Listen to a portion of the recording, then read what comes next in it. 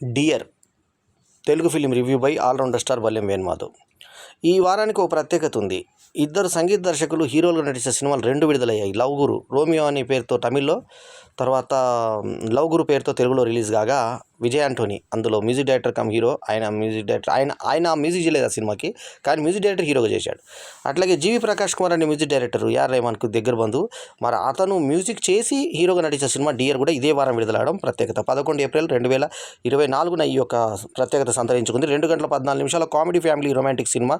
Clear use certificate వచ్చినటువంటి cinema ఇది జీవి ప్రకాష్ కుమార్ హీరోగా, ఐశ్వర్య రాజేష్ లీడ్ పాత్రలో నటించిన cinema. Anand Ravichandran director, writer అయినటువంటి సినిమాకి ప్రొడ్యూసర్లు వచ్చి వరుణ్ త్రిపురనేని, అభిషేక్ రామిశెట్టి, జి పృథ్వీరాజులు. ఇక జీవి ప్రకాష్ కుమార్ హీరోనే ఈ సినిమాకి మ్యూజిక్ చేయడం జరిగింది. సో ప్రకాష్ కుమార్ ఆల్రెడీ హీరోగా చాలా సినిమాలు చేసిన సంగతి అందరికీ తెలిసిందే. అయితే చిన్న కాన్సెప్ట్ తీసుకొని అది పెద్దగా కథగా లాగినట్టు అనిపిస్తుంది. సినిమా సింపుల్ కాన్సెప్ట్ ఒక లైన్లో చెప్పాలంటే, హీరో దీపిక అనే హీరోయిన్, అర్జున్ అనే హీరో. అర్జున్ పాత్రని జీవి ప్రకాష్ కుమార్ చేయగా, దీపిక పాత్రని హీరోయిన్ ఐశ్వర్య రాజేష్ చేసింది. ఆమె కొంచెం చామనల్పులో ఉన్నా కూడా మంచి ముఖంలో ఆకర్షణ ఉన్నటువంటి హీరోయిన్.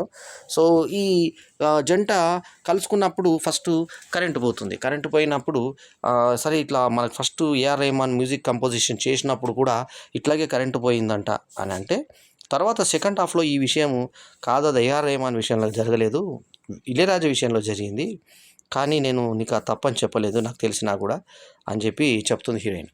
సో ఈ రకంగా ఈ వాళ్ళిద్దరి మధ్య ఒక ఆకర్షణ ఏర్పడ్డ తర్వాత పెళ్లి చేసుకుంటారు. పెళ్లి చేసుకున్న తర్వాత ఆ అమ్మాయికి ఒక ప్రాబ్లం ఉంటుంది.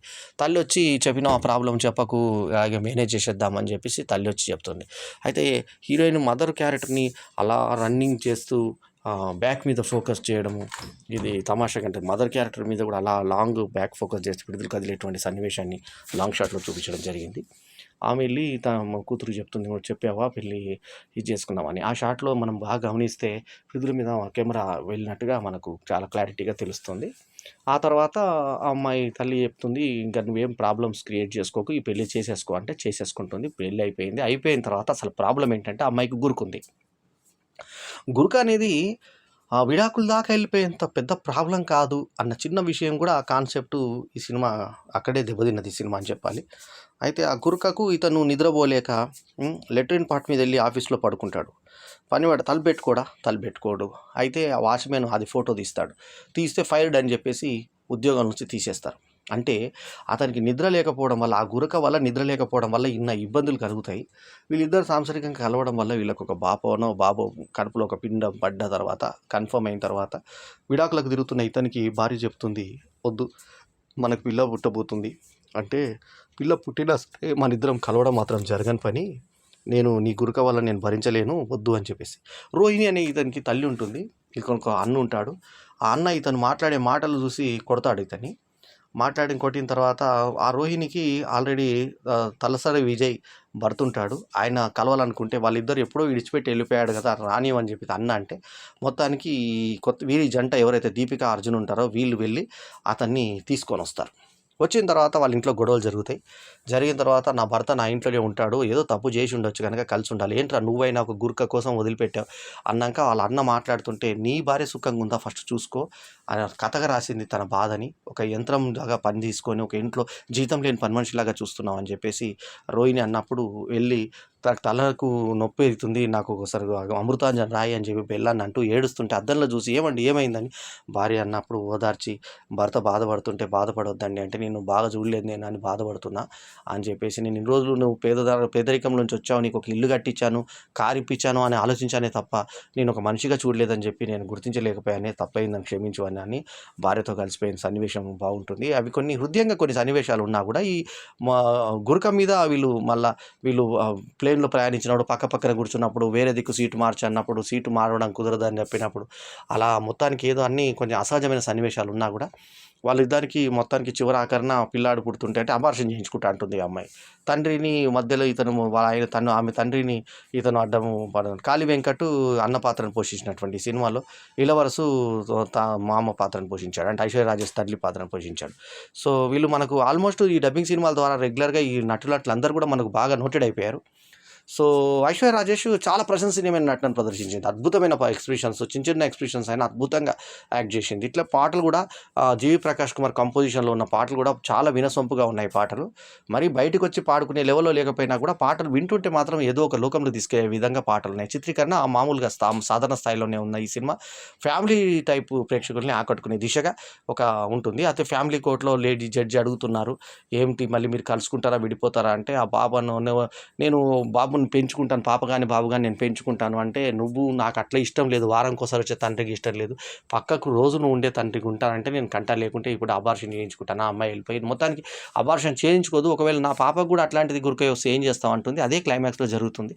ఆ పాపకు కూడా గురికొస్తే చూడు గురికొచ్చిందని చెప్పి ఇద్దరు నవ్వుకోవడం క్లైమాక్స్గా చూపించారు. అంటే చిన్న గురక అనే సబ్జెక్ట్ మీద, ఆ గురక మీద ఒక దంపతులు విడిపోతారు అనే దాని మీద మళ్ళీ వాళ్ళ మధ్య బంధం ఏర్పడుతుంది. ఆ సంఘటనలు మళ్ళీ వాళ్ళ విడిపోయిన తల్లిదండ్రులు కలుసుకున్నప్పుడు హీరో మళ్ళీ ఆయన దృక్పథంలో వచ్చేటువంటి మార్పు ఏంటి, ఆ జంటను కలిపిన తర్వాత వీళ్ళకు ఆలోచన ఏ రకంగా వచ్చింది, మళ్ళీ రోహిణి యొక్క సలహాలు ఏ రకంగా మలిచాయి, కాళీ వెంకట్ లాంటి అన్న ఒక జీవితంలో ఏ మార్పు వచ్చింది అనేది ఒక డిఫరెంట్గా చూపించే ప్రయత్నం దర్శకుడు చేశాడు, రచయిత దర్శకుడు. సో ఉన్నంతలో డైరెక్టర్ ప్రశంసనీయమైన వర్కే చేశాడని చెప్పొచ్చు. కానీ చిన్న గుర్క అనే సబ్జెక్ట్ మీద సినిమా అంతా లాగడం మనకు డ్రాగ్ లాగా అనిపిస్తుంది సినిమా. అయితే పర్ఫార్మెన్స్లు ఏవైతున్నాయో జీవి ప్రకాష్ కుమార్ కానీ, ముఖ్యంగా నేను ఇందాక చెప్పినట్టుగా ఐశ్వర్య రాజేష్ మొత్తం తినేసింది సినిమాని. సో ఆనంద్ రవిచంద్రన్ పనితనంతో సినిమా రాణించే విధంగా తయారైనటువంటి ఈ సినిమా ఒక మిశ్రమ ఫలితం అని చెప్పాలి. అంటే అద్భుతమైన సినిమా అని చెప్పలేము, అట్లనే తీసి పడేసే సినిమా అని చెప్పలేము, ఒక మామూలు సినిమాగా ఇది చెప్పుకోవచ్చు డిఆర్ సినిమాని. కాకపోతే ఈ యొక్క ఏదైతే లోగో డిజైనింగ్ ఉందో, డిఈ అని ఒకటి, ఏఆర్ అని సపరేట్గా, ఏఆర్ రెహమాన్ ఆయన మామ కాబట్టి, ఆయన బంధువు కాబట్టి, ఆ ప్రకారంగా ఆయన ఏఆర్ రెహమాన్ తీసుకొని డిఈ తీసుకొని మరి అదేదో డిఫరెంట్గా చేసినట్టుగా అనిపించింది ప్రయోగము. సో ఓవరాల్గా ఒక పబ్లిసిటీ పరంగా కూడా డిఫరెంట్గా ప్రయత్నం చేశారు డియర్ని. సో ఇంగ్లీష్లోనే మొత్తం డియర్ అనే అసలు టైటిలే చాలా అర్థవంతంగా ఉంటుంది. ఇందులో డియర్ ఎయిర్లైన్స్ అని చెప్పి ప్లేన్లో ప్రయాణించినప్పుడు డియర్ని ఆ రకంగా వాడుకున్నారు. అంటే ఫ్లైట్ కంపెనీ పేరు ఎయిర్ ఇండియా లాగా డియర్ ఎయిర్లైన్స్ అని చెప్పి చూపించారు, అక్కడ టైటిల్ వాడుకున్నారు. మళ్ళీ డియర్ అంటే అసలు అర్థం ఏంటంటే డిఈ మళ్ళీ ఏఆర్ అని పెట్టారు. చాలామందికి అర్థం కాదు అది ఏంటనేది, కానీ చాలా క్లారిటీగా దీపిక డిఈ, ఏఆర్ అర్జున్ అంటే దీపిక అర్జున్ల యొక్క కథ. ఈమె పేరులోంచి 2 అక్షరాలు, అతని పేరులోంచి 2 అక్షరాలు తీసుకొని డియర్ అని మార్చారు. ఇది అద్భుతంగా టైటిల్గా అమరింది, సమకూరింది.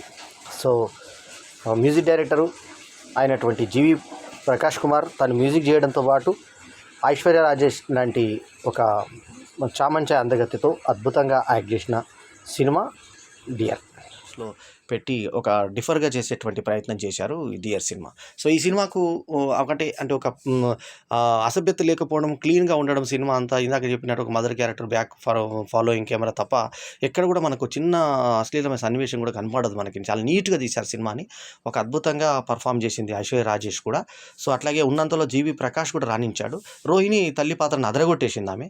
సో ఆమెకు నొప్పి వచ్చినప్పుడు కదా, నిజంగా సహజంగా ఆమెకు నొప్పి వచ్చిందేమో అని అనిపించే విధంగా, నువ్వు వచ్చినందుకే ఇది చేసామని కాళీ వెంకట అనడం, పక్క దాంట్లో ఉండి వీళ్ళిద్దరూ రక్తాలు ఇవ్వడము, తర్వాత ఇక తిడుతూ ఉంటే ఆ పక్క నుంచి తమ్ముడు వెళ్ళిపోవడం, ఇలాంటివి కూడా అన్నీ సహజంగా ఇంట్లో జరిగేది. అట్లాగే నువ్వు అన్న అంటే నీకు ఇష్టము, నేనంటే ఇష్టం లేదని చిన్నపిల్లలు ఎప్పుడు ఎట్లయితే కొట్లాడతారో, ఆ తర్వాత నీ రూమ్కి వస్తే నువ్వు తాగడము మానేయాల్సి వస్తుందా అని చెప్పి తల్లి అనడం, ఇక్కడైనా మానేరా, సిగరెట్ మానే తల్లి అది మానే అని చెప్పేసి దురలవాట్లు ఉన్న పిల్లలకి ఏ రకంగా తల్లిదండ్రులు చెప్తారనేది చాలా సాధారణంగా, అంటే కొన్ని సన్నివేశాలు చాలా లైవ్లీగా మిడిల్ క్లాస్ జీవితాల్లో నిజంగా జరిగే విధంగా కళ్ళకు కట్టినట్టుగా చూపించారు డియర్ సినిమాలో. సో ఓవరాల్గా ఈ సినిమాకి నేను ఇచ్చినటువంటి రేటింగ్ 3.25/5 ఈజ్ మై రేటింగ్. ఈ రివ్యూ కనుక మీకు నచ్చితే లైక్ చేయండి, కమెంట్ చేయండి, షేర్ చేయండి, మా ఛానల్కు తప్పకుండా సబ్స్క్రైబ్ చేయండి. ఎల్లప్పుడు మీ ఆదరాభిమానాలు ఆశించే మీ ఆల్రౌండర్ స్టార్ బల్యం వేణుమాధవ్. నమస్తే, జై హింద్. ఈ వీడియో కనుక మీకు నచ్చితే లైక్ చేయండి, కమెంట్ చేయండి, షేర్ చేయండి, మా ఛానల్కు సబ్స్క్రైబ్ చేయడం మాత్రం మరవకండి. ఎల్లప్పుడూ మీ ఆదరాభిమానాలను ఆశించే మీ ఆల్రౌండర్ స్టార్ బల్యం వేణుమాధవ్. నమస్తే.